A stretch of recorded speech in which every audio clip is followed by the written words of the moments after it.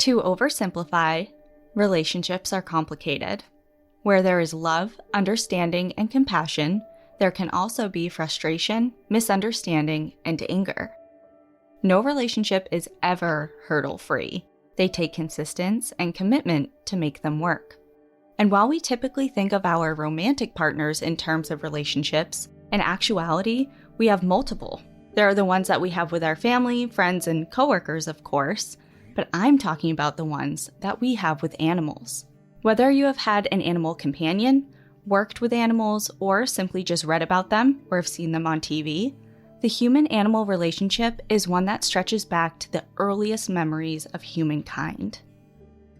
We have loved them and feared them, studied their behavior, and used them for study. We have consumed them and hunted alongside them. We have fought to protect them and fought to eliminate them. The relationship humans have with animals is complicated for a myriad of ways, but mostly because our regard for certain species is not universal. The same animal that is celebrated by some is slaughtered by others. But there is one species of animal that evokes greater human emotion than any other. One who has been a magnet to which people from all walks of life are either pulled to or repelled against. One whose call strikes deep into our souls, and one whose eyes can be gazed into only to see a direct reflection of ourselves. Welcome to National Park After Dark.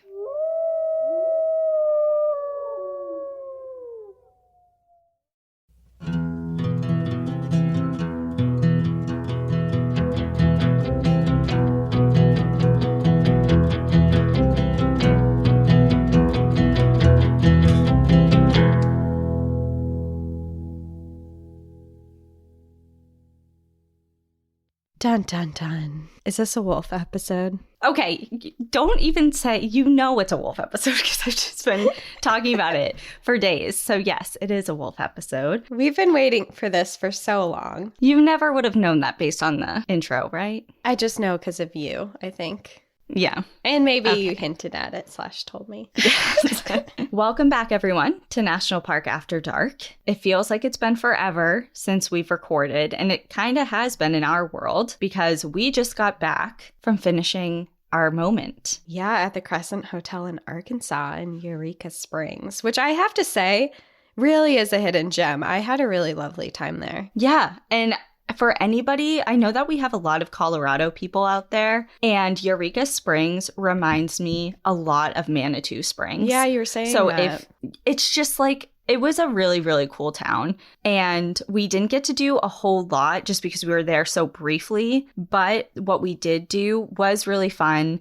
Especially the moment itself, being in the Crescent, was unbelievable. Our moment was so fun, sharing stories about the Crescent, what's happened there, spooky stuff, historical stuff.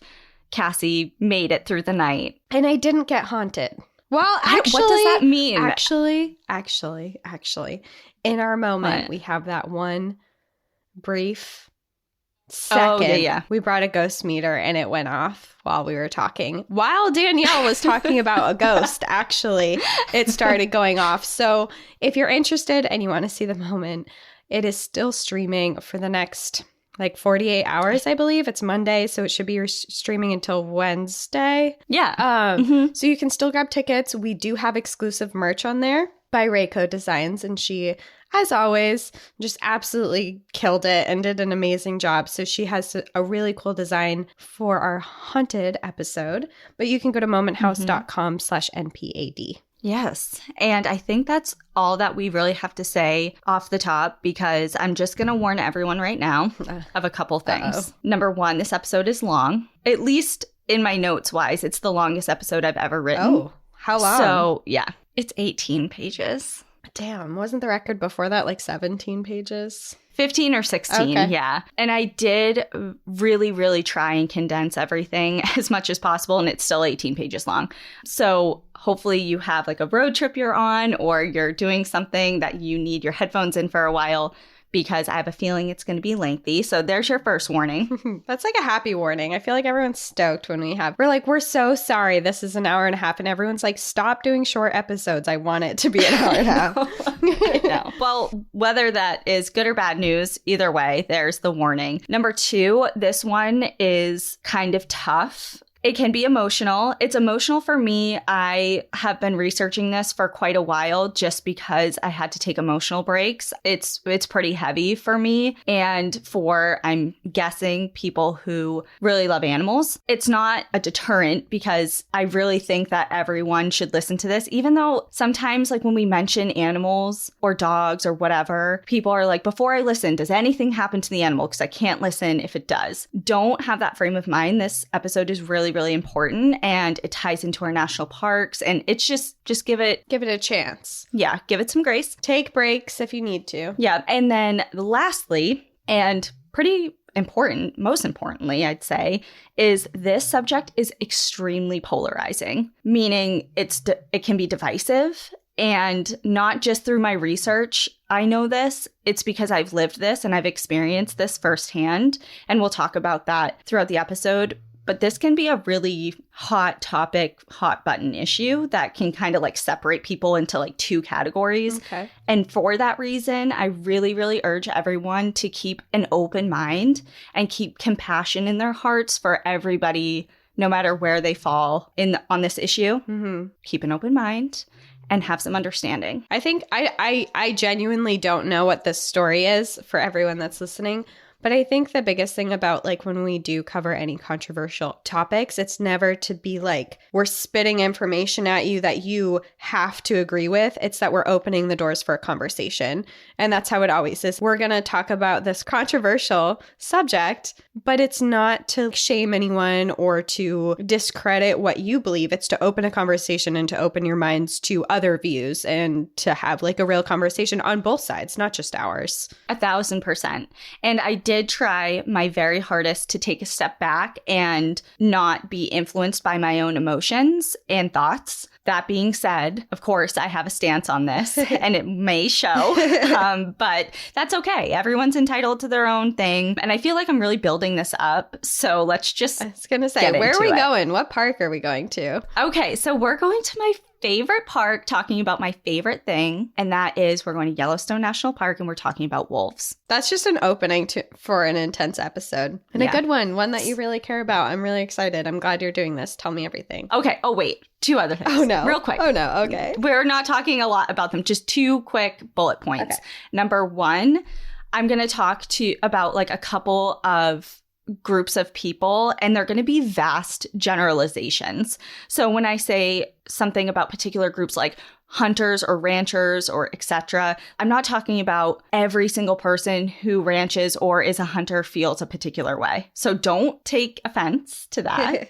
If you don't agree with some of their stances, great. If you do, fine. Just no one come after me and be like, oh, you said this about this type of person and I don't agree. We're not putting everyone that into a box. Correct. And then Lastly, promise, for the majority of this episode, I'm going to be focusing on wolves in the Rocky Mountains, the northern Rocky Mountains. So these are the states that are going to be Idaho, Montana, and Wyoming. Okay. Because otherwise, we are literally going to be here until like your episode comes out next Monday. Okay. So just also another thing to keep in mind. All right, here we go. Let's go to Yellowstone.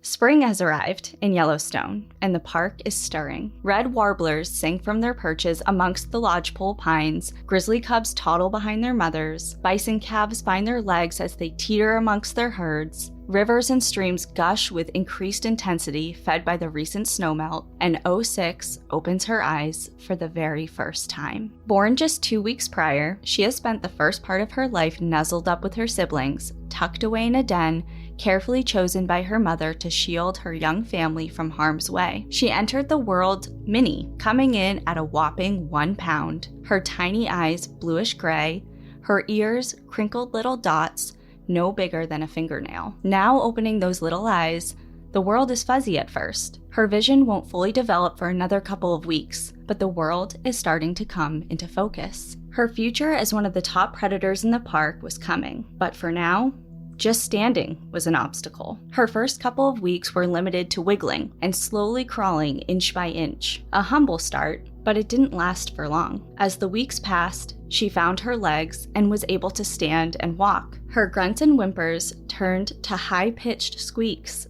as she threw her small head back in her first attempts at a howl, and low, menacing growls emitted from her fluffy, 4-pound body. Aww. She was a growing little lady and was fed 4 to 5 times a day, leading to an average weight gain of 2 to 3 pounds every week. Life was cozy in the den, but it wasn't enough. Now, at almost a month old, her ears have perked up. She can hear, smell, and see clearer than ever before. Her teeth have come in, and she's begun weaning off of her mother's milk, now mixing it up with meat provided to her and her siblings by the adults. Her feet have grown fast, giving her a disproportionate and floppy appearance as she emerges from the den and out into the big wide world. The big wide world for now happens to be the Agate Creek area of Yellowstone National Park. South of the famed Lamar Valley, located in the northern part of the park, not far from where the creek conjoins with and spills into the canyon that holds the mighty Yellowstone River. This area is prime wolf habitat, and it is here that 06 will learn the foundations of how to be a successful wolf. Not a day will pass without a valuable lesson. Over time, tussles with her litter mates in the form of dominance and play fighting will establish hierarchy, and the den will slowly be abandoned. Her and her siblings will begin traveling longer distances every day, and over the following months, observing the adults will teach them how to hunt, what behaviors are acceptable, and how to stay safe, and how to interpret different vocalizations. It's true that where you're born can be advantageous, and it's no different for wolves. Yellowstone is arguably one of the most favorable locations for a wolf to be born, but it wasn't always that way. You see, 06 is the great-grandchild of the first wolves to roam Yellowstone in close to a century. Her great-grandmother, dubbed 9F by researchers, was captured on the plains of Western Canada within Jasper National Park, along with a handful of other wolves, and brought 800 miles south to Yellowstone. Their return in 1995 heralded a new age and a second chance for wolves in the area, which had suffered the consequences of their absence. Gray wolves were once found in nearly every habitat from the Arctic Circle all the way down to present-day Mexico City, but found themselves the target of a centuries-long eradication campaign, mirroring the arrival of European settlers. Prior to European colonization, hundreds of thousands of wolves lived alongside hundreds of different indigenous tribes, but that coexistence changed dramatically with the arrival of settlers.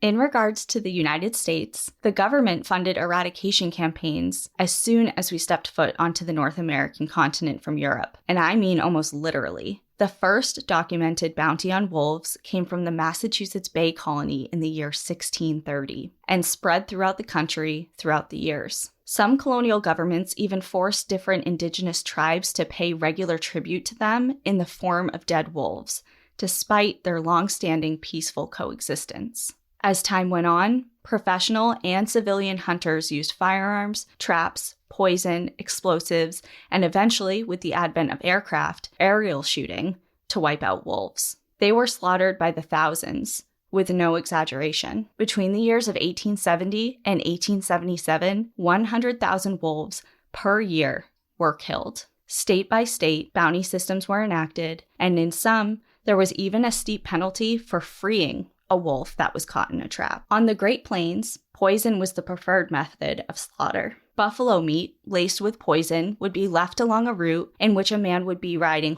via horseback, essentially in a giant circle. So by the time the circle was complete and he wound up where he started, the route would be littered with dead wolves. And of course, any other animal that came to scavenge that meat. So this included bycatch of birds of prey, coyotes, bears, mountain lions, fox, and more. I was going to say, when you poison animals, it's a train after that, because even a mouse can get into that, and then like a bird eats a mouse, and it's just like this never-ending cycle. Yeah, well, there's there's that, obviously, if an animal consumes an animal that had ingested poison, but poison itself is non-specific. So you can't just lay out poison and tainted meat and be like, this is just for wolves. Right. Yeah. No one else come over here. Yeah, exactly. So at this point, the wolves were either then skinned or left there to rot entirely. And just as a side note, I said laced buffalo meat, and it was buffalo for a reason, because we haven't talked about it in particular, I don't think, maybe in like a side conversation, but the US government funded the decimation of another species, and that was the buffalo. At one point, there was a mass campaign to eradicate buffalo in this country as well. So not only were they using buffalo meat to poison wolves by eradicating buffalo, they were also taking away a key food source for the wolves of the plains, which made it even more difficult for any remaining survivors to survive and thrive. Yeah, they were really messing up the entire ecosystem and food chain. Mm-hmm. So by the year 1915, the first government-hired wolf hunters came onto the scene. And over the next 27 years, over 24,000 wolves were killed by them alone. While some of the slaughter was fueled by the desire for their pelts, the vast and overwhelming majority of the eradication campaign stemmed from the livestock industry and for livestock protection. Wolves were dubbed vermin and, quote-unquote, the beast of waste and destruction by Theodore Roosevelt himself, a man widely remembered for his environmental activism. Many citizens thought that they were doing God's work by stripping the land of wolves, and photos of wolf skins, skulls, and bodies piled high can be found prevalently throughout this time in history. By the 1960s, the American people had almost successfully won their war against the wolf. Out of the estimated 600,000 wolves in the lower 48 states upon European arrival, less than 300 individuals remained deep in the wildernesses of Michigan and Minnesota. Wow. Less than 300. Even the numbers that you're just saying, where you're like 24,000 were killed, 100,000 a year. It's hard to even picture that number because it doesn't exist now. You know, like you're not in Colorado and you're like, there's 100,000 wolves here. There's not 100,000 wolves anywhere in the United States. Yeah, never mind in the lower 48. Per year. It's just like even thinking of that number is insane. It's just hard to even think about because right now, like, that's just not a thing. Right. Of course, as we know, Yellowstone is not northern Michigan and Minnesota. And by the 1960s, when those 300 individuals were up there, Yellowstone had been a park for nearly 100 years. So, you know, like, what's the deal with that? Yellowstone, the world's first national park, which had been designated for protection and preservation, didn't exactly extend that grace to all of its inhabitants. The last wolves born in Yellowstone National Park were killed as pups in 1926, and not by poachers. Park rangers had pulled the trigger. Early superintendents of Yellowstone had engaged in an intense predator-prey control program, which extended beyond just wolves to include bears, cougars, and coyotes as well. Their goal in this? To protect the animals considered to be the park's main attractions, which at the time were elk, antelope, and bighorn sheep. Rangers would patrol on foot or on horseback through the park to find and eliminate active den sites and the pups inhabiting them, along with their adult families. But times and perceptions had changed in the wolf's favor by the time 06 was born. In its infancy, park officials did not fully understand the science of wildlife management. Yellowstone's earliest managers genuinely thought that without intervention, wolves would decimate the park's prey population. Of course, we know now that they were wrong. Predator and prey species such as wolves and elk, bison and deer have coexisted for thousands of years. In fact, wolves have been the driving force behind the evolution of different prey species. Furthermore, and even more tragically, park managers didn't understand what their absence would do to the park and the very animals that they were aiming to protect. In the wake of the absence of wolves, the ungulate population exploded, and the landscape suffered tremendously. Prey animals had little need to worry in a world without wolves. With no packs giving them chase, there was little need to move around. Herds decimated stands of young trees and shrubs, overgrazed hillsides began to erode, and riverbanks crumbled. The surge in ungulate population was not only detrimental to the landscape, the increase in numbers affected the herds themselves. Starvation and disease were prevalent, and soon, park managers realized that something had to be done. Between the years of 1930 and the 1960s, park officials slaughtered thousands of elk every single year. It wasn't until hunters put pressure on the program and called for its end did the park slaughter cease. Many of these hunters lived right outside of the park and benefited from the increase in elk population because the elk migrated out of the park in the winter months, which led them right into the hunters' open season. Yeah. So the park-funded elk slaughter program ended, but the population quickly rebounded and the same problems resurfaced that they were trying to mitigate in the first place. If you don't have any predators, then you have all of these herbivores that are eating all of the vegetation, which also messes with everything else because then you have birds or you have like the voles and like small little insects and things that you might not even think about that have been living in the environment that are now affected. It literally messes up the entire food chain. Take one thing out and the rest of it. And oh, honey, we'll get to that. Don't you worry. So they had this problem, and a solution in the form of wolves was actually first introduced as early as the 1940s, but it was not seriously considered until the 1970s. The states surrounding Yellowstone were adamantly opposed to any reintroduction of wolves in any way. And these states, like I mentioned before, Idaho, Wyoming, and Montana, they have huge ranching, farming, and hunting communities and a deep-seated disdain for wolves, and it ran thick. The livestock industry was big money in the area, and ranchers had unfettered access to hundreds of thousands of acres of land, some of it public, devoid of the risk of these predators for years. Also, hunting drew in millions of dollars. Professional hunting guides raked in money from out-of-state clients, and local businesses benefited from the tourism that hunting brought. So these states are like, absolutely not. We have gone decades without the presence of wolves. And I hesitate to say predators, but because of course there are predators in the area. There's, cougars made a comeback. They had been wiped out almost, but they made a comeback. There's obviously grizzly bears, coyotes, things like that, but nothing like wolves and the way that wolves behave. So they were very hesitant. If the wolves were guaranteed to stay in the park, it may have been an entirely different discussion, but with an average of 50 square miles, 129 square kilometers, to over 1,000 square miles, or 2,500-ish square kilometers, territorial range per pack, it was inevitable that they would migrate outside of Yellowstone. The problem with this, you ask? Locals would be able to do little to combat the spread.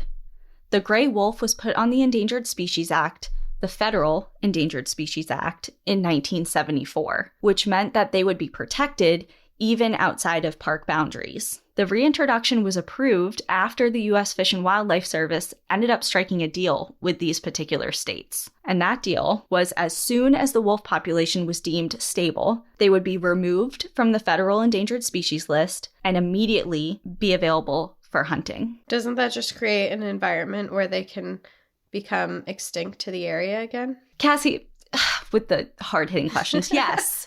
The answer is yes. I mean, if they're like immediately off the endangered list, you can't repeat what we already did. You're just like striking a chord. And it seems like such an obvious question and answer. Literally, that's the first question that you ask, like, given the scenario. And it's one that is kind of like a duh moment, like a facepalm moment. Why the hell are we even like discussing this? That seems ridiculous, but it's very, very complicated and very politically fueled. And it's something that we'll touch upon, but you could read entire books dedicated to this issue. So it is something that is quite complicated, and I'm going to try and do my best of explaining it. But yeah. So locals in these states fought the reintroduction down to the wire, literally delaying the actual opening of the cages within Yellowstone National Park as they pleaded with a federal judge. But the cages opened nonetheless, and on January 15th, 1995, 06's great-grandparents at long last came home. Fast forward 13 years. And 06 was running through the park as if wolves had never missed a beat. At roughly 3 years old, she was already considered an adult. Although born a dark brownish-black coloring, as all wolves are, she had matured into a dappled gray with distinctive face markings. Faint black ovals surrounded each of her eyes, Wedges of white ran along the bridge of her nose and poured into her cheeks, while a streak of gray ran from the tip of her nose to the crown of her head. Behind those markings, her bluish-gray eyes had long faded and matured into a deep gold. They darted to focus in on every minute movement in the valley below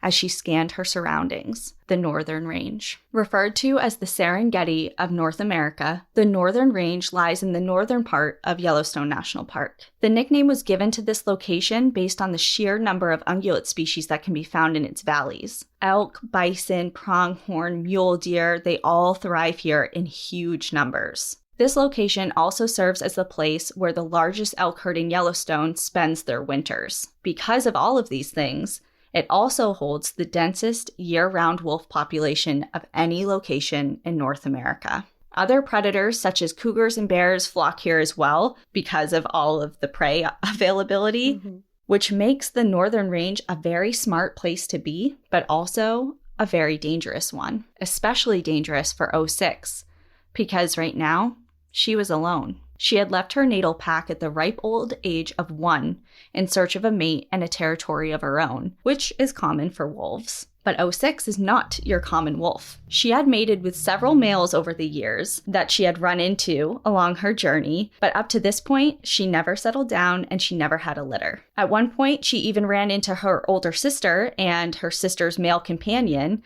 and they hunted together and spent some time together, but it never lasted. She's like the fun aunt. She is at this point, yes. And the reason why she didn't settle down with her sister and her sister's companion is because they were set to be kind of like a mated pair, which means that social structure-wise, she would have fallen below. She would have been lower ranking in that dynamic, and she did not have the personality for that. Yeah. So she kind of just moved along. Okay. Which this behavior, as far as being a solo wolf for so long, especially as a female, is unusual. It's very dangerous, and not to mention a lot of hard work. The success of wolves can be largely attributed to the pack as a whole. For wolves, sociability enhances the chances for survival. There is support and safety in numbers, neither of which 06 had at this point. As carnivores, wolves hunt mammals of all kinds, including,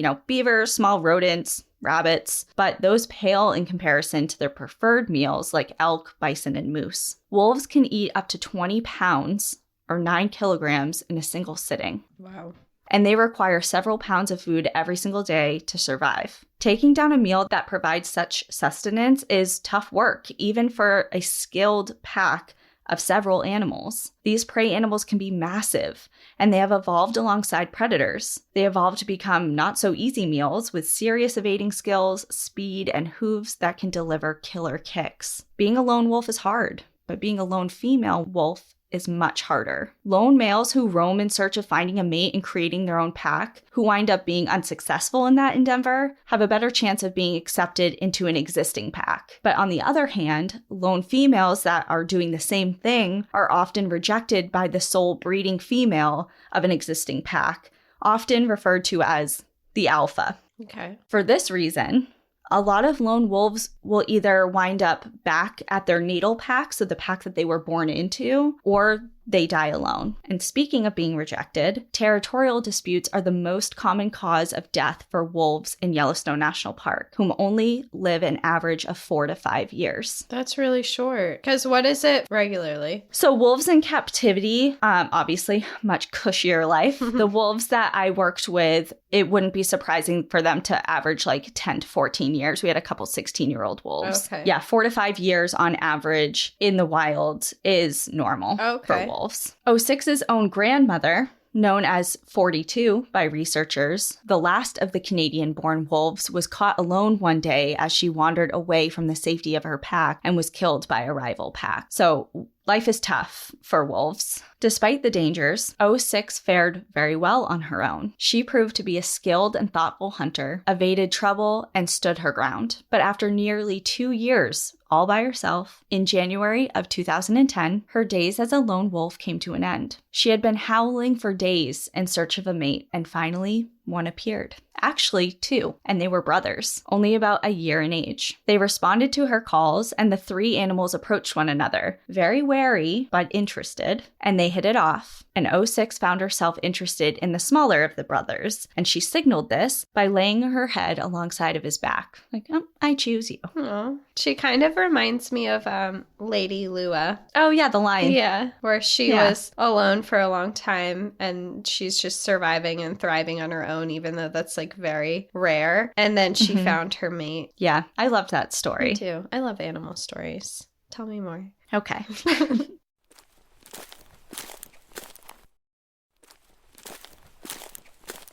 So although both of these brothers were black in coloring, 06's choice in men had a sprinkle of gray on his muzzle and along his chest, giving him a distinguished appearance. The brothers, later known as 754 and 755, so 755 is the one that she chose as her mate, they were actually part of a pack known as the Druids. She had been trailing this particular pack and howling nearby in kind of like an attempt to lure some eligible males away. Mm-hmm. She had gotten their attention, but not without consequence. So she has the brothers' attention, but she also has the attention of other members of the Druid pack. The female sensed what she was up to and chased after her. They weren't in any shape to lose young, healthy male members of their pack to somebody else. That winter had been particularly rough for them. Difficulty taking down large prey, coupled with a rampant case of mange, weakened the pack. But 06 was cunning, and she was quick. She was chased, but evaded them with ease, managing to steal away the larger of the brothers, and she led him up to a nearby overlook and looked down on the Druid pack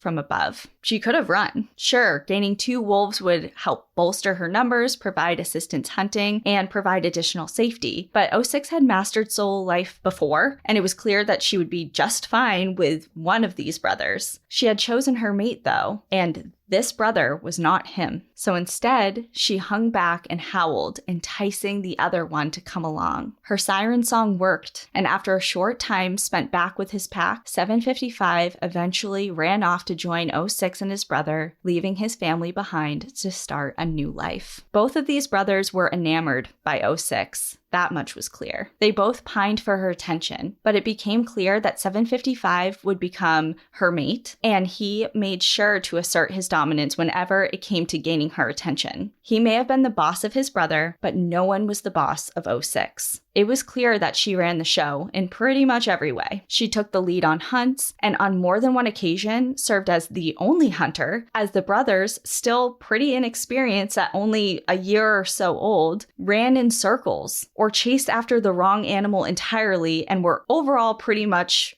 very unhelpful.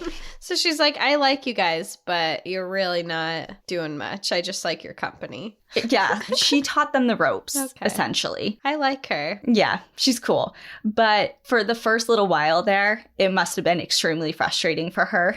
You know, like, please help. You know, this is the one. We're going to go after this. And then they're just like chasing the entirely wrong animal. This is what I get like, for being a cougar, going after younger men. Like, they just don't know anything. Yeah, like rolling her eyes. Yeah. But like I said, as time went on, the brothers watched and learned, as wolves do, and eventually mastered the ropes, at least to some extent. Let's not give them all the credit. By May of 2010, 06 was spending most of her time in a den about a mile outside of Lamar Valley. She had become a mother for the first time, and her pups needed her. This meant that it was up to the brothers to find food. Not an entirely reassuring prospect, but 06 couldn't defend the den, hunt, and nurse her babies all at one time. She can't be everywhere at once.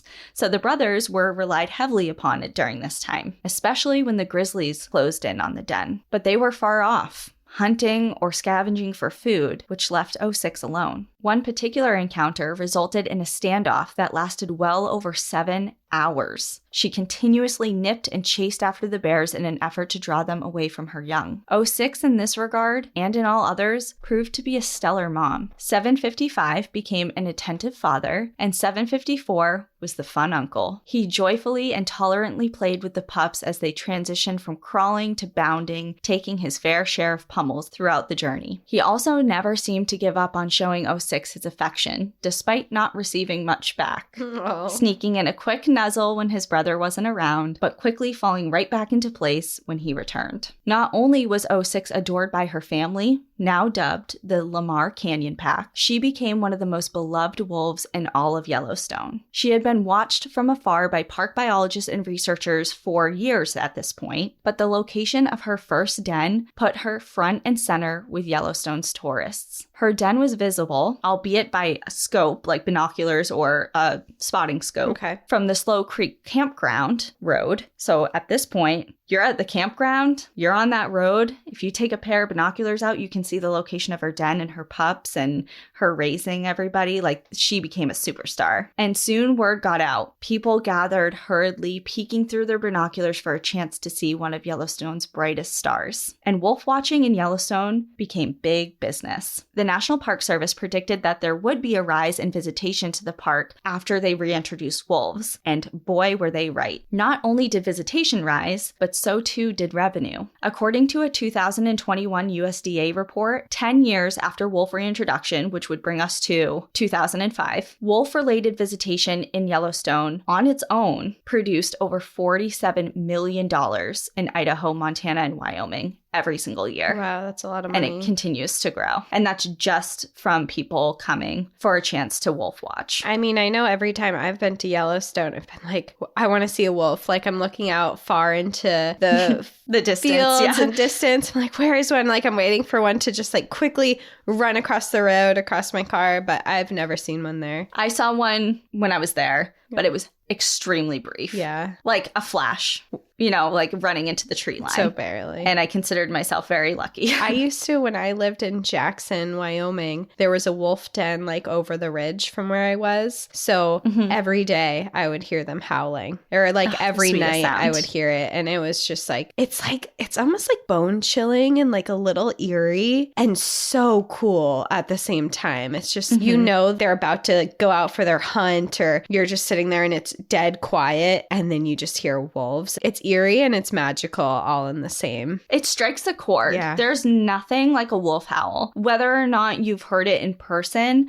just hearing a wolf howl recording or on TV or something like I think it kind of like taps into something in the human psyche, just because we've lived alongside wolves for so long when it comes to humans in general. I mean, we domesticated dogs from wolves. Like, we have such a complex relationship with them, and one that goes back so many thousands of years. Like, I truly think whether you like wolves or not, like, it hits you in a different way. Yeah. You know, like, I feel differently when I hear a wolf howl versus when I hear, I don't know, like a lion roar or something. Like, they're both astounding, but there is something a little different when it comes to a wolf howl. So as we mentioned before, just briefly, there is another big business right outside of the park. For decades prior to the wolf reintroduction, hunting outside of Yellowstone, especially in the area north of the park, was regarded as some of the best elk hunting spots in the entire country. Some people would save upwards of $5,000 and wait years just for the chance to get a guided hunt in this area. At one point, there were up to 10 different outfitters all operating out of the same area. The demand was that high. And the demand was high because trophy kills were almost always guaranteed. Elk were prevalent, and guides could easily lure the placid animals, which began acting more like cattle than elk in the absence of wolves, so that their client could take a shot. But when the wolves came back, there was a change in elk numbers and behavior.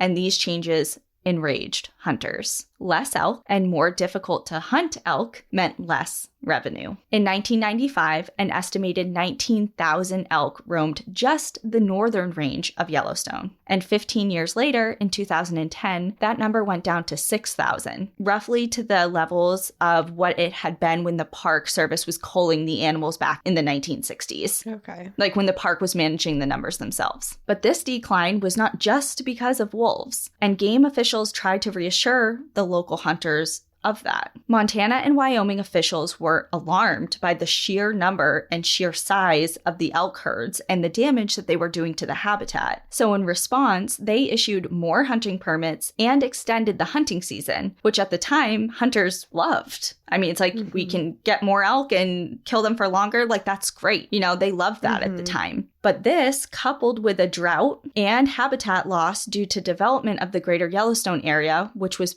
fast becoming one of the fastest growing regions of all of the United States, all contributed to a decline in elk that they were now seeing. But of course, who are you going to pin it on? Mm-hmm. So hunters weren't having it, especially after the elk that remained were becoming more wary of their presence. For generations, the elk that had led a largely predator-free existence were now way more wary. They were less likely to stay out in the open, and rather, they stuck to the safety of heavier forested areas and higher elevations, which made them harder to hunt. Slowly, hunting outfitters started to close up shop. They found it too difficult to maintain the high costs of operation because big game trophy hunting wasn't the same as it had been in the previous few decades. But it wasn't just about trophy hunters. While most of the elk shot in this area were for trophies, in this part of the country, a lot of people rely on hunting for sustenance. Why go to the grocery store when you can feed your entire family for an entire year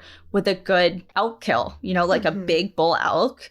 You can feed your family for a really long time. And it's even better when your walking grocery store are animals that are placid. They remain close to the road. They're unafraid of you. They're unafraid of predators in the area. They're just kind of like there for the taking. It's easy. Yeah, it's easy. A change in elk numbers and this behavior was starting to piss off hunters of all kinds. And if hunters were pissed, ranchers were livid. Combined, the two groups composed the anti-wolf group, but they had different reasons, and sometimes they were actually enemies of each other. Cattle competed with elk for the best forage, in a battle that cattle oftentimes won out on. Because, you see, the same area that hosted all of these hunting outfitters had just as many cattle operations, and all of which grazed their herds on open, unfenced public land owned by the National Forest Service. So the cattle would munch down all this lush green grass, and then they'd be taken away for the fall to their winter ground, so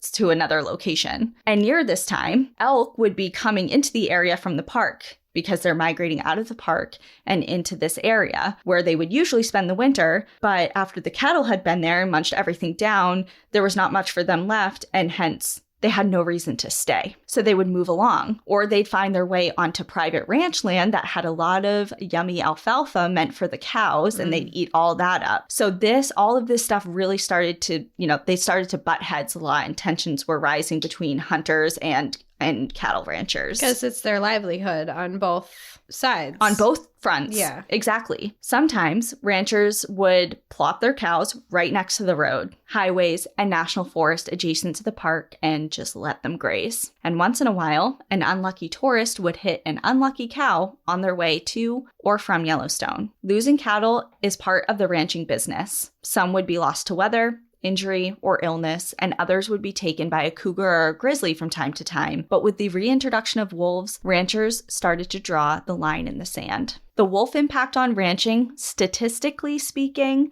is insignificant. According to the U.S. Fish and Wildlife Service, okay, I'm about to drop some numbers on you guys, but it's really important. I feel like a bomb's about to drop. It's like...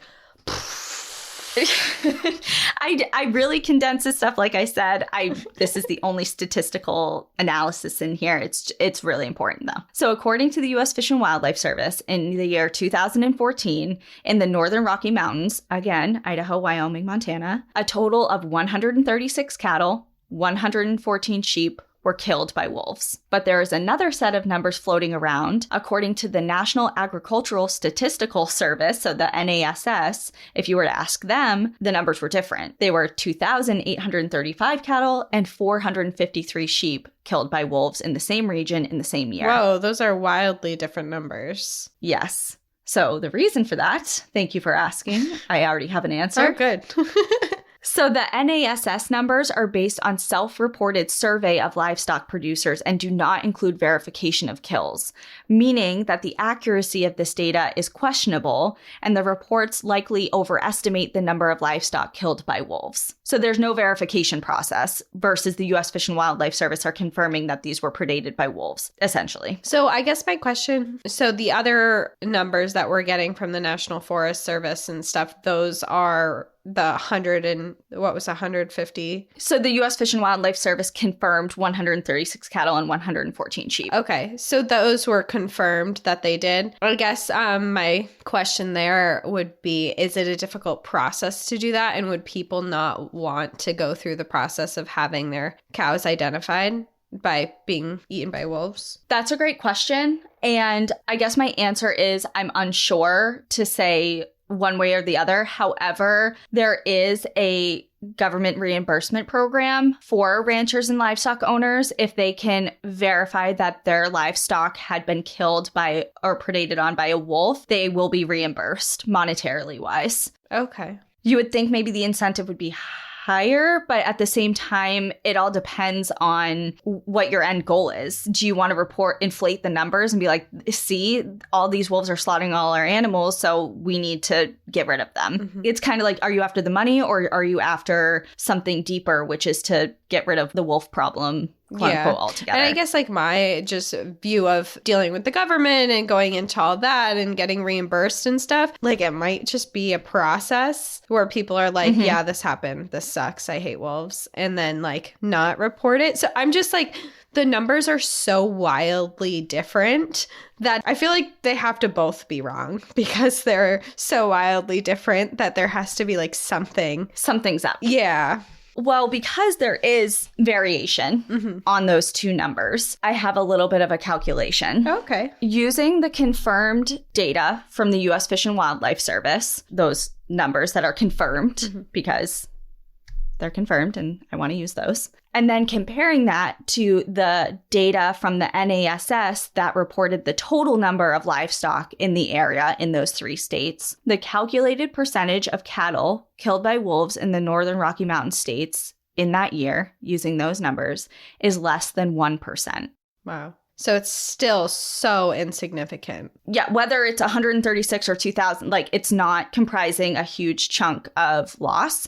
But it is really, really important to say, I stress that it's statistically insignificant. It doesn't mean that it's insignificant, period. Because even though overall wolves account for a really, really small percentage of cattle losses, some ranchers are hit way, way harder than others. Predations are generally unevenly distributed and localized, meaning that some ranchers suffer greater losses to their herds while others remain almost entirely unaffected. So looking at it statistically, it's like no biggie, but looking at it from an individual rancher's perspective, it could potentially ruin their livelihood, depending on how significantly their herd was affected, how big their operation is, how heavily they rely upon that for, their livelihood, etc. So I hate to say it's insignificant. So like, what the hell is the problem? Because these are people's lives, and this is how people make money mm-hmm. in these areas, and it is a big deal to them. Because of this, plus a long-running and deep-felt disdain for the animals, wolves outside of Yellowstone have big targets on their backs. When the wolves were first reintroduced into Yellowstone, they were protected, like I mentioned earlier, under the Federal Endangered Species Act. Occasionally, problem wolves were killed by government officials, even though they were protected as endangered species if it was proven that they had been repeat offenders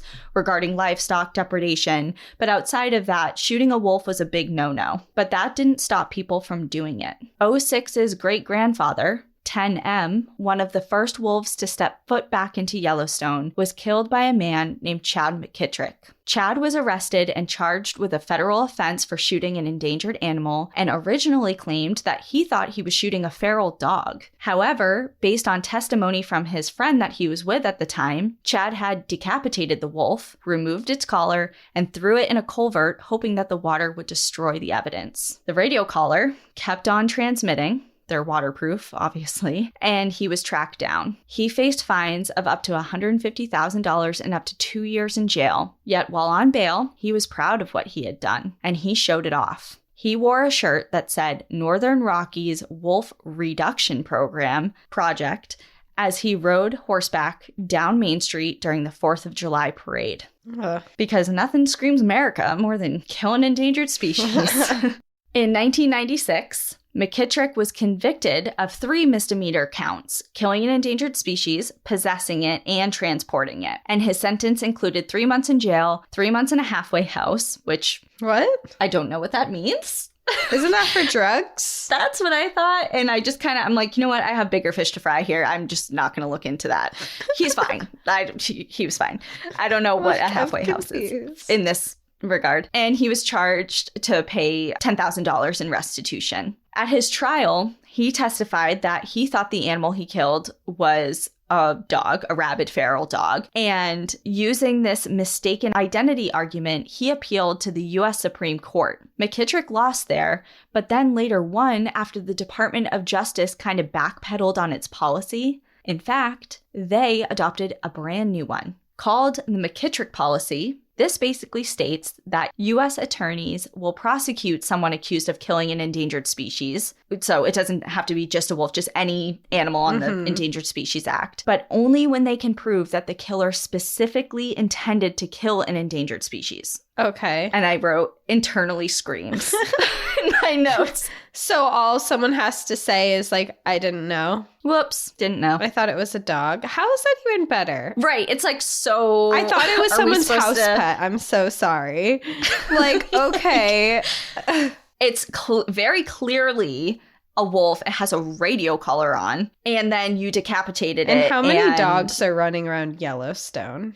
Like, come on. Yeah, this guy can... Yeah, the McKittrick policy is something that is... I can't even get into it. I just wanted to put it out there that it exists. And it stemmed from the killing of a wolf. While 10M may have been the first, he wasn't the last. Wolves have been poached in staggering numbers in every state that they reside in, not just around Yellowstone. Poaching continues, and every year, in every state that has a wolf population, have reports of illegal trapping, shooting, or poisoning. Despite the tragedy of poaching, what troubles ecologists, wolf advocates, and conservationists more is that now it's legal. Poaching, of course, is not, but the slaughter of wolves has essentially been greenlit. And there's a very, like, when I say long and complicated back and forth legality-wise, I truly mean it. It makes my head spin as far as the listing, delisting, appeals, lawsuits, injunctions from both the pro-wolf side and the anti-wolf side, state versus federal protections, etc. Like, it is so complicated.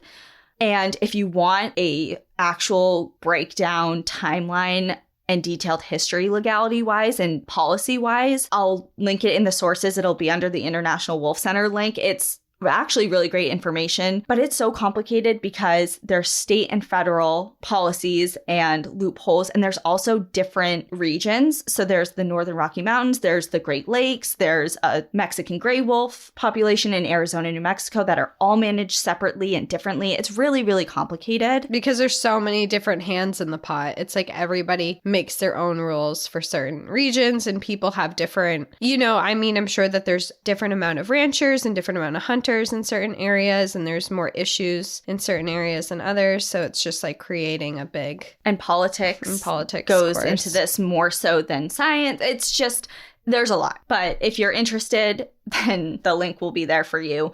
But for everybody else who just wants like the just skim the top version, please. The most simplified version of events that I can convey to you in a vast generalization in regards to the federal endangered species protection is wolves were reintroduced and put under federal endangered species protection in 1995 and 1996. They were then delisted federally in 2008. They were then relisted in 2014, delisted in 2020, and then most recently relisted in 2022, like a month or two ago. Wow. So it was an even faster turnaround this time where they're like, okay, there's so many wolves being killed. Yeah. Between all of this, there are so many back and forths of, okay, they're relisted here, but not here. You can hunt them here, but not here. They're on the state endangered species list, but not the federal, or vice versa. It's just so complicated, and it makes it really difficult to follow. So that's kind of just like the gist of it.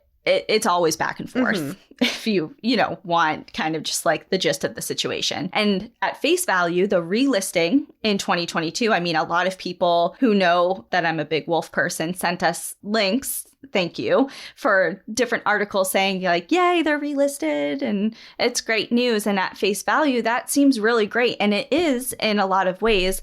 But these listings aren't always all-encompassing. And like I said, it's complicated, but this most recent one that came just months ago does not apply to the wolves in the Northern Rockies, Idaho, Montana, and Wyoming, as well as parts of Eastern Washington, Eastern Oregon, and Northern Utah. So it's like wolves are protected again in places that they don't live. I was going to say, where does it protect then? So the Great Lakes states. Okay, so like it's huge. Minnesota area. Wisconsin, Michigan, yep. So it's big for them because they were hit really hard. It is a win in some ways, but I just want to make it known that, like, read the fine print. Yeah, it's a win, but more could be done. Exactly.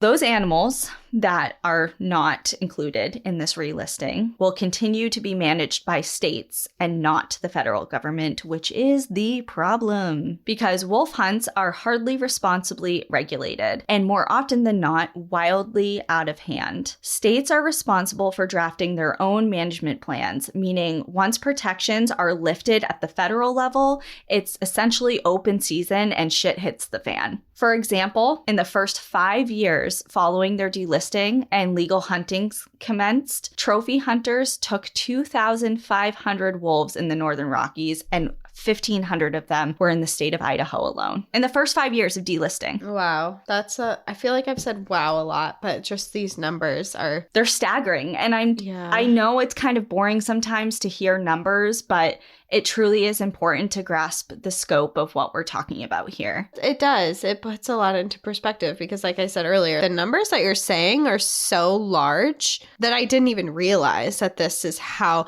like, I knew it was a big number, but then you hear the actual number and it's like, hold on, what? And it's just so sombering because this isn't a species that it's like, okay, they're off the endangered species list. They're not endangered anymore, but they're not fully recovered yet. So maybe there should be like a middle ground before we're like, all right, hunt them all. Yeah. We're going from 0 to 60 really fast. And that's why we keep having these back and forth with listing and delisting, because we're not managing the numbers responsibly. While it's difficult to give exact estimates of wolf populations, it's really difficult to get exact numbers. Both Montana and Idaho reduced wolf populations down to at least 100 below pre-hunting levels. So we don't know the exact numbers of wolves that are in these states at this point, at this time after the delisting and the hunting commenced, but we know it was below what we started with. Okay. So we're already on the track to re-endangering. We're in the step back. Yeah.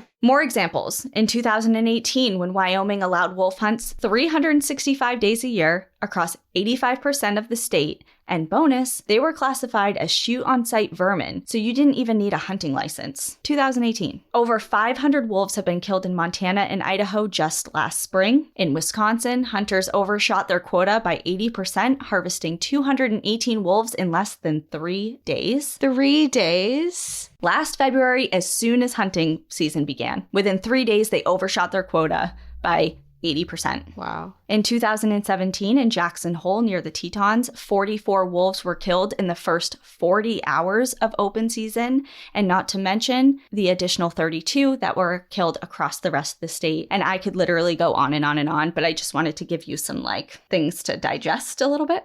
That's so many. It's so many and it's so fast, and no other species that is managed, like elk, that hunters manage in a responsible way, they would never go 80% over their elk quota in days. Yeah. Because they want herds healthy and at good numbers and healthy levels. This is exterminating. It's not managing. Exactly. It's organized extermination is exactly what it is. So, in the way in which these states can hunt wolves is also very sad. It includes guns, snares, throwing explosives into dens, aerial shooting, ATVs and snowmobiles that can chase them, and snares and steel leg hold traps can all be used. Of course, among the plethora of red flags and concerns that this raises, the biggest remains that these management policies are based in politics and not in science. From a scientific standpoint, It is understood that wolves not only have a complex impact on their environment, often referred to as a trophic cascade, their recovery is also complex. Just to scratch the surface, fragmented habitat and isolated populations created through such drastic hunting practices is not only an overall blow to their population numbers-wise, it also decreases genetic variability within the species and creates indirect effects such as stress leading to abortion of litters or packs splitting up after being destabilized, which leaves them at an increased risk of premature death. And we know all of this hugely thanks to the reintroduction of wolves into Yellowstone and their subsequent study. By closely observing wolves like 06 and her ancestors, biologists and ecologists have gained invaluable insights onto the benefits of wolf presence from an environmental and a tourism perspective, have gained better understanding of their complex social structures which revolve around family, and have rediscovered what had been lost to time, that wolves are essential. And this is where we're going to get into what you mentioned at the very beginning of the episode, and that is that wolves are what we call a keystone predator, meaning that they are a species that has a disproportionately large effect on their natural environment relative to their abundance. So they may not be a lot of them, but their impact is huge. And the effect that they have is referred to as a trophic cascade. From an ecological standpoint, wolves are magic. After wolves have been extirpated from Yellowstone, elk and other prey species pushed the limits of the park's carrying capacity, and their lack of movement throughout the park led to an overgrazing of young plants such as willow and aspen. And if we are to take any lesson from our Disney younger years, 90s babies, Grandmother Willow from Pocahontas was so right. Everything is connected because elk aren't the only species that rely on willow and aspen. The overgrazing hits species such as the beaver pretty hard, who rely on willow and aspen to survive the winter. So when wolves came back onto the scene and elk were on the move again, willow stands recovered. Beavers once again had an abundant food source and their populations rebounded. And with their rebound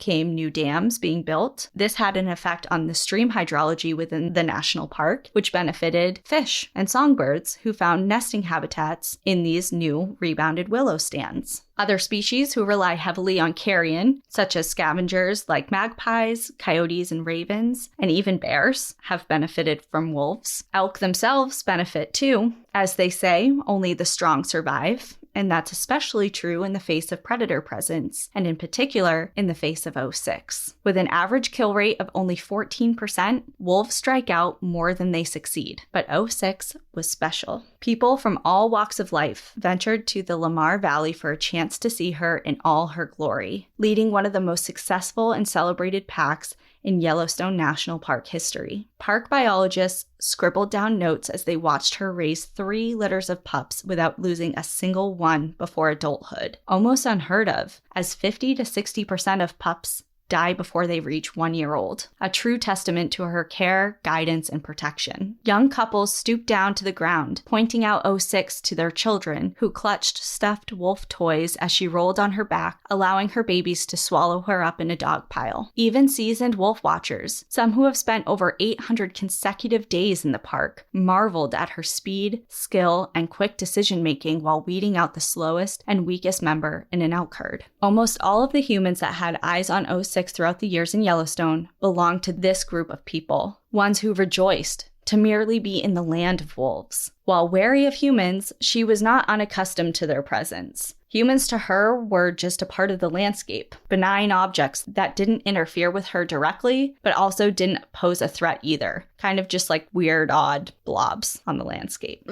She had no idea that she was a star. But as we know, not everyone views, understands, respects, or frankly cares about wolves, especially not an individual wolf or even a Yellowstone wolf for that matter. And those people lie in wait right outside of the gates. Snow was falling gently from the sky on the morning of December 6th, 2012. It was early, the sun just making its appearance to mark the beginning of a brand new day. 06 and her family padded softly throughout the snow, noses to the ground as they scouted their new surroundings. Lamar Valley had been 06's home for a number of years, but as wolves do, they roam. Searches for new territory or pursuing prey often leads packs away from their homes, either permanently or temporarily. Today, 06 was likely following the elk as they made their winter exit out of the park, a very dangerous place for a wolf to be. She and her mate, 755, walked side by side, weaving in and out of the pines, the rest of their pack trailing behind, minus 754. The lovable, faithful, and loyal uncle had been killed by a hunter the previous month, and the Lamars were still mourning his absence. Suddenly, a sound, a dying rabbit, an easy meal. The pair stepped out of a stand of willows and into an open field, curiously following the sounds of their would-be morning snack. As soon as they emerged from the trees, they noticed him. A human. Surprised, but not afraid, the pair stopped to take account of him. They were familiar with humans and saw them on a regular basis, but this one was different. He was much closer. Unbeknownst to 06, she had crossed an invisible boundary. She had left the park, and she was about to pay the price. A shot rang out. Startled, 755 ran, but not far. He made it back into the brush when he turned around. 06 hadn't followed him. She staggered a few paces and dropped. He watched the human approach his mate, unsure of his motives. But what 755 was sure of was his partner, his leader, mentor, protector, the wolf that he had followed loyally for years, and the wolf who had raised 3 of his own litters was dead. He threw his head back and he cried. The hunter, whose name is protected and will be referred to as Steve, approached the animal he just shot. He had been following this pack for weeks, sounding his rabbit distress call or merely cupping his hands to his mouth and emitting a howl of his own. He was 50 yards away from her body when he noticed movement in the brush alongside him. It was the black wolf that had been with the gray. He was standing there, not advancing, but not retreating either, simply watching. Steve had been an outdoorsman for decades and a hunter for almost as many. He had never seen an animal behave this way. Usually, the sound of the rifle and his close proximity alone would be enough to scare any animal far, far away, but not this one, not this time. The black wolf tipped his head back and let out a mournful, deep howl. When he finished, his gaze fell upon the body of his fallen companion. Another howl, this one longer and deeper. Steve had heard howls before, but never this close and never like this. Suddenly, from behind the black wolf, more appeared. 1, 2, 3, 4, 5. More and more inched out of the willows and joined their only remaining alpha. 11 in total formed a semicircle around 06, the snow around her softening, its brilliant bright white fading, overtaken by a deep red. On his third howl, the entire Lamar Valley pack joined in, and their mournful chorus saturated the forest and spilled onto the open field. The pack eventually peeled themselves away from 06, having to make the painful decision to leave her behind. Steve collected her and reported his kill to the Fish and Game Department as required. Her collar was removed, her body stripped of its fur, which now hangs from a plastic hook in Steve's Wyoming cabin. Word of her death traveled fast among the dedicated wolf watchers of Yellowstone. Hardened and experienced park staff, biologists, and observers who had witnessed years' worth of wolves dying terrible deaths through fights, starvation, accidents, and disease, people who were no stranger of how harsh the world could be to a wolf, were crushed by the news and shed tears over her loss for weeks. A natural death was one thing, but this was something else altogether. But it wasn't just them. 06 was the most famous wolf in the world. News outlets such as ABC, NPR, the Associated Press, the New York Times, the Daily Mail, and London's Associated Press ran her story the day word broke. The world was in mourning.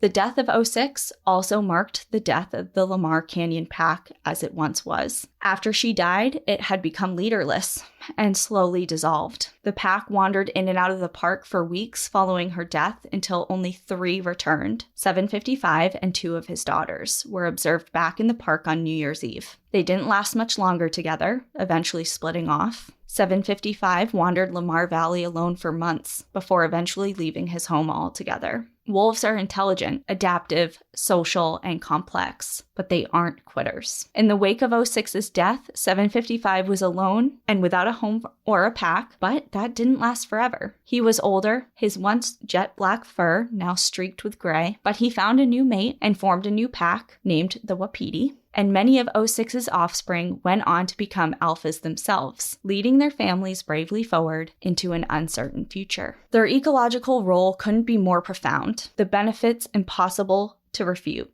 Yet wolf hunts continue. Just this year, Yellowstone wolves had their deadliest season. In this past hunting season, in less than 6 months, hunters have killed 25 of Yellowstone National Park wolves, an astounding 1/5 of the park's entire population. Cam Sholey, the superintendent of Yellowstone, said of the hunt, quote, "Over the last 4 to 5 months, it's basically been gloves off, and it's highly concerning." In a region that promotes anti-wolf culture, where kids hold signs saying, "Will elk be alive when I grow up?" and where cars boast bumper stickers saying, "Shoot, shovel, and shut up," alongside a wolf head with a bullseye, the war against wolves proves to be as brutal as ever. But people are waking up. And don't be so quick to judge a book by its cover. Not all hunters, ranchers, or residents in the northern range are against wolves. Ralph Johnson, for example, is a hunting guide outside of Yellowstone, and he was quoted in a Washington Post interview stating, quote, "A person can understand if you want one animal of something, just to respect it, just to have it. But when you start killing like they're doing, multiple, it's not even hunting. It's killing. It's all that is. I totally don't agree with it. It's gross and it's sick." Millions of Americans have signed petitions in an outcry against the continued slaughter of our nation's wolves over the years, and Earth Justice, Center for Biological Diversity,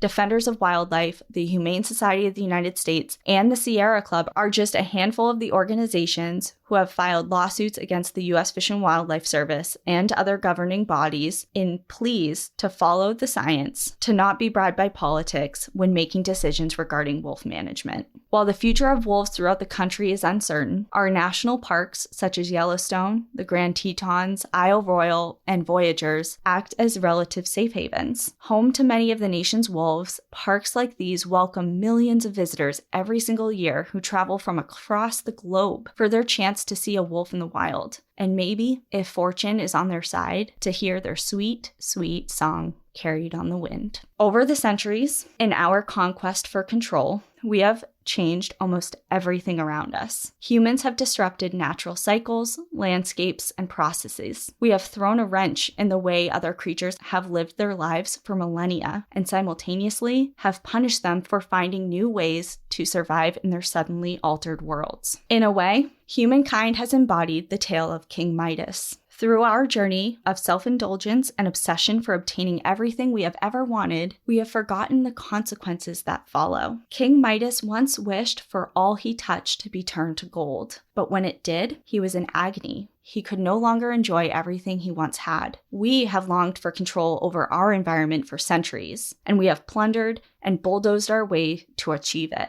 But now that we have made strides in our journey for ultimate authority over the planet, we mourn the absence of its creatures, fear the changes in its weather, and worry for what's to come, all while longing for the old days. But Midas's story has a happy ending. Realizing his mistakes, he was forgiven for his greediness. He lived the rest of his days more generous and more grateful than ever before. And it's my hope that we too have a happy ending. We can't go back. The damage we have done is done, but we can always change the future. There is a phrase, heavy is the head that wears the crown, and it couldn't be truer. We have placed ourselves in a leadership position, and it is up to us to make the right choices because life on Earth depends on it. And that is the story of 06 and the wolves of Yellowstone. Oh, I think we're all just going to go have a good cry now. That was hard. That was really... When you talked about the wolves surrounding her and crying after, I was just like, oh... That was like the worst. That's his report. That's what happened. That's from him. I hope he must have felt like some kind of way when he saw that after. He did say that he had never seen animals behave like that, but he also is on record that he does not regret his decision at all. Okay, so no. I think that there's some people who genuinely don't think that animals have feelings or any type of compassion or family systems or social systems or anything. So when they see something like that, they're like, wow, I didn't know that animals like cared. But it's, yeah, they have families. They have whole social structures and societies within their own species. It's not because they can't tell you like, hey, this is my brother in English. Yeah. And I do want to say, like, I scratched the surface of about 50 different topics that are worthy of discussions of their own. But one being, you know, somebody may say, okay, well, there's 15 members in a pack, say, and you kill one, like, what's the big deal? It is a big deal because of the way that they're so socially complex and their systems rely heavily upon various individuals. And if one of them, like 06, who had she was like the glue for that pack. Yeah. And when she was removed, it fell apart. And I picked her because her story is so well known and so well documented. But she's just an example. There are hundreds of nameless wolves that have gone through similar things. Mm-hmm. And I just really wanted to pick her story because of the impact that she had on so many people. And of course, she's a national park wolf. Mm-hmm. But that was really tough for me. And I've already cried 5 times writing this. And I really, really hope that people got something from this. Mm-hmm. And not only to just feel sad. I'm not trying to tug at anybody's heartstrings and be like, feel sad for wolves. I just want people to wake up to the reality of what's happening. And I have been there. Before I worked at the Colorado Wolf and Wildlife Center, I knew the country had wolves through the Yellowstone reintroduction. And that's pretty much where my knowledge ended. I had no idea that there was such rampant extermination efforts. I didn't know any of this. Neither did I know the effects that they have on the landscape and how essential they are for, you don't have to like wolves. This shouldn't be about being pro-wolf or anti-wolf. This shouldn't be about pro-wolf or pro-rancher. It should be about being pro-planet because wolves are essential for a healthy ecosystem where they live. And we will never, ever, ever get back to the numbers that they were before. That is a reality, and no one is questioning that. It's more of giving them a chance to do what they do best. And I'm taken aback by how we manage this species because it is politically influenced and not led by science, even though we have the best science available now. I think that's a common theme for a lot of things. We could dive down a big hole in that where people are like, the science doesn't matter. It's so hard. And it's just part of what's kind of wild with wolves. I know they're predators and people have some kind of way to think about predators, but they're dogs. They look like dogs and we love dogs so much. Yeah. Why is there such a target on them because if I know I'm not a hunter, I'll never be one. I couldn't do it just because I am way too emotionally attached to every living thing that looks or breathes in my general vicinity. But if I was a hunter and I was outside and I saw this beautiful wolf, it would look like a dog to me, it would just be my heart would immediately be in it. And also another thing that has just been really wild to me about hunting itself is, wouldn't you rather see it alive? If I was out in Yellowstone or right outside of Yellowstone and I saw a wolf with their pack, I wouldn't want to be I want to stuff this and put it in my living room. Be I want to take photos of this. I want to see it in all its entirety. I want to know, and because what's more beautiful than seeing it out in the wild? It's just, and I get the point of view of the people whose livelihoods can be at stake, and that's a whole nother issue, and I'm not discrediting their problems that they're having. It seems like such a harsh way to deal with something when there could be other options, Yeah. And you touch on a lot of things, and I feel people are going to be oh my God, this episode's so long.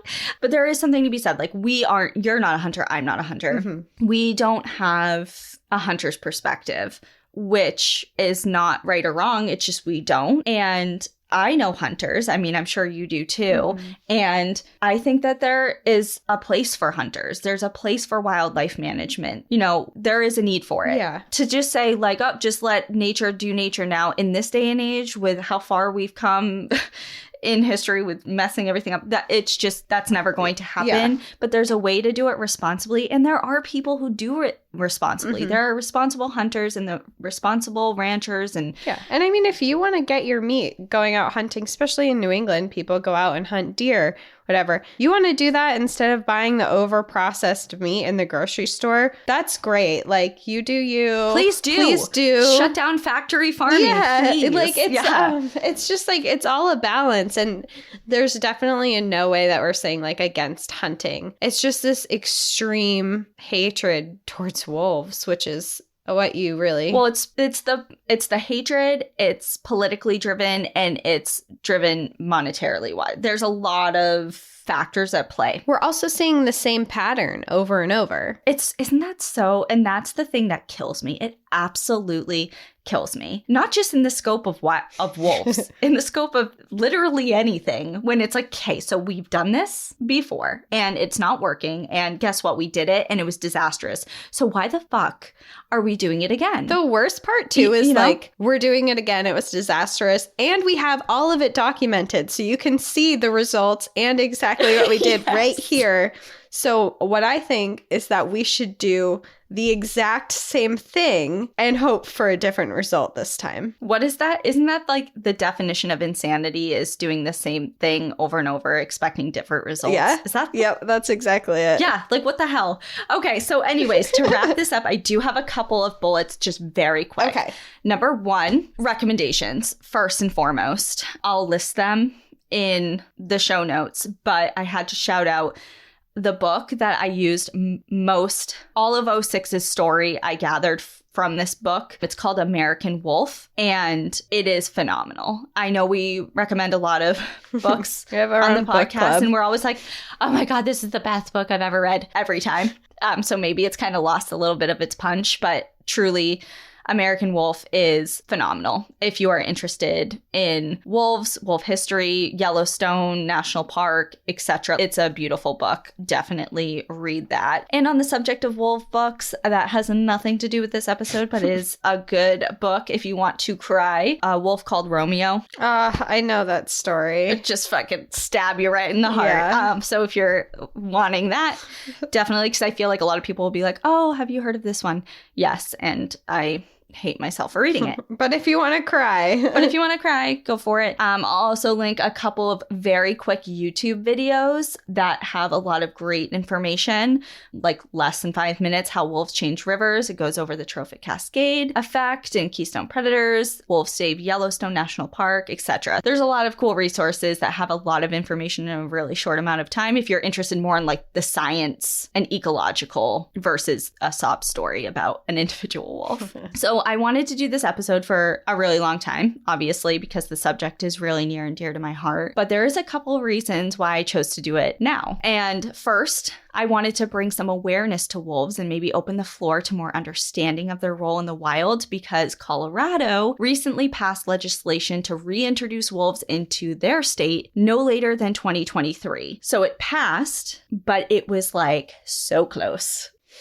Don't quote me, but I'm pretty sure it was like 51 to 49. Like that close. Barely voted in. Barely. So this just further exemplifies how divisive wolves can be. So wolves are coming back to Colorado. Yay. This is great.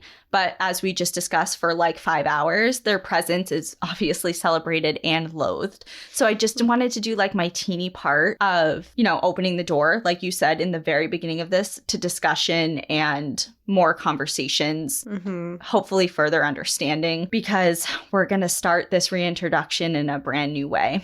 And also, if you're not in Colorado and you're like, oh my God, I didn't even know that any of this stuff was going on. If you live in a state that has wolves, and even states that don't, there are proposals going on all of the time that deal with wolves and wolf management that maybe you want to know about and be aware about and lend your voice to. In Washington, for example, so this comes out April 11th, which is the last day for Washington residents to make a public comment. They right now are essentially proposing a change to some wolf policies in the state. One of them being that, to simplify, before ranchers and livestock owners can kill a wolf, they have to prove to the state that they tried non-lethal deterrents first. I love that. Very simple. Yeah. Very simple. The public comment, you can go online, write your comment right there, lend your voice to that. I'll link it in the show notes too, which I did already. And secondly, and more importantly, well, not more importantly, because that's very important, but important in our worlds, is the most exciting thing to have ever happened in the history of the podcast, in my opinion, and probably a highlight of my life. Our next People of the Parks episode will be coming out later this month, and we are speaking to Rolf Peterson. And if people are like, who is that? He happens to be the guy who runs the show at the Isle Royale Wolf Project, which happens to be the longest running, most widely cited predator-prey study in the world. So it's been running for over 40 years, and he is one of the world's premier experts in wolves, and specifically in wolf and moose dynamics. So this conversation is going to be a huge highlight, and we are really excited to have the conversation and share it with you in our next People of the Parks episode. Like I said, we touch on a ton of subjects today in this episode and kind of just like barely scratched the surface on them. Mm-hmm. So if you want a deeper dive into these different topics, like the role that wolves have in keeping healthy ecosystems, how their presence benefits places like our national parks, to learn more about wolves and maybe even to dispel some of the most common misconceptions about wolves, we're going to have that conversation with Rolf in a deeper way, because there are a lot of questions and concerns about wolves that go beyond, what we discussed. And we're going to have that discussion with one of the world's leaders in wolves. So that's like the most exciting thing of my life. You're like fangirling. It is. It's so exciting though. And it's so different than the People of the Parks episodes we've done so far. And it's really exciting to be branching off into like another realm of the People of the Parks in a way like this. So I'm really, really excited for us to talk to him and for all of you guys to get to hear from him and to hear some things and learn some information about wolves. It's going to be really cool and exciting. Yeah. And then, okay, I swear to God, hand to God, this is the last thing. Okay. People are like, Danielle, you're fired. So, Cassie, take over.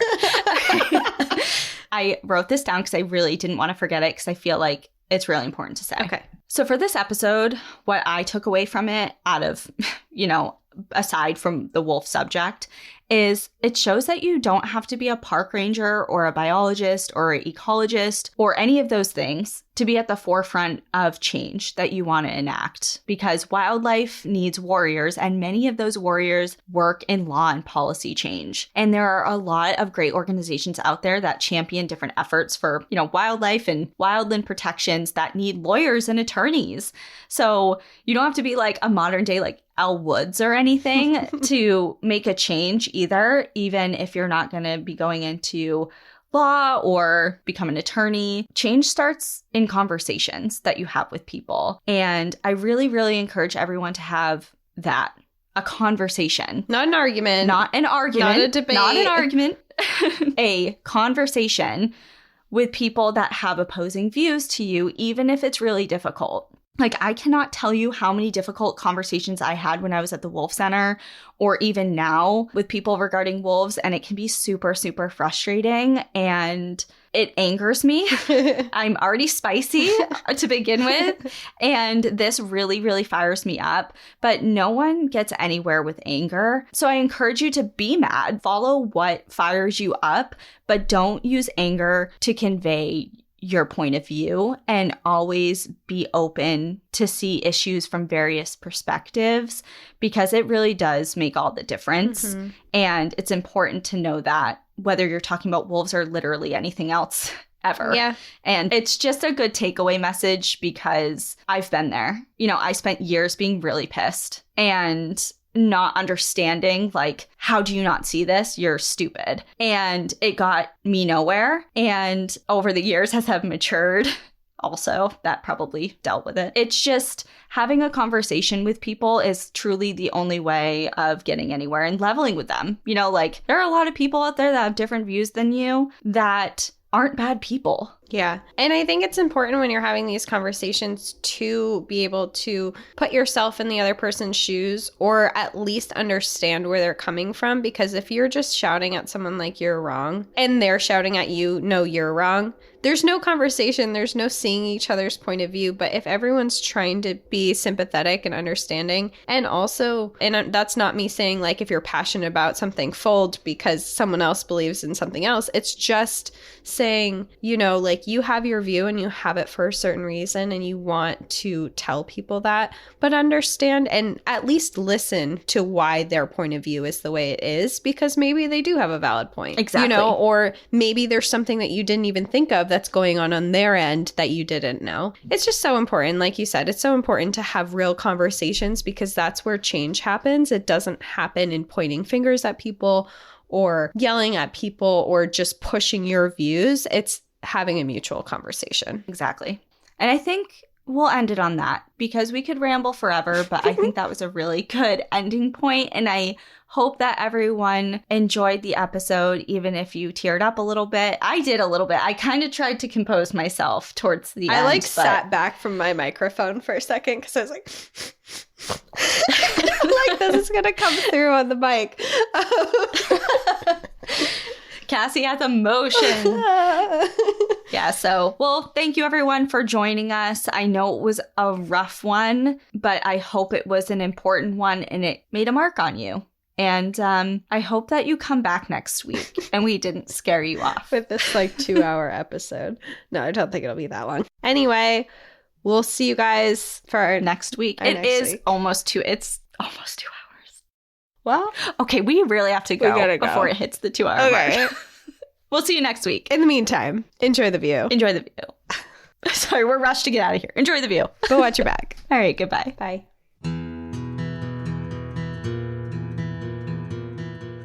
Thank you for joining us again this week.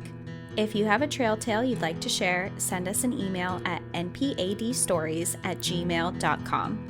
Follow us on Instagram and Facebook at National Park After Dark and on Twitter at NPAD Podcast.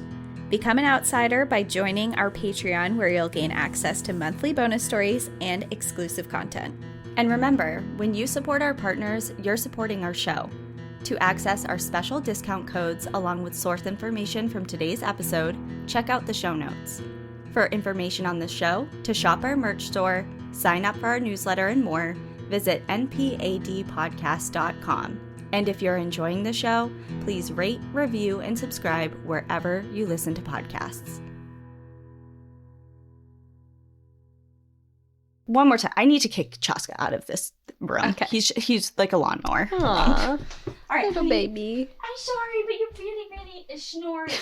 Okay, so I'm just going to move you. Let's go to another bed. That's a good boy. All right. Love you.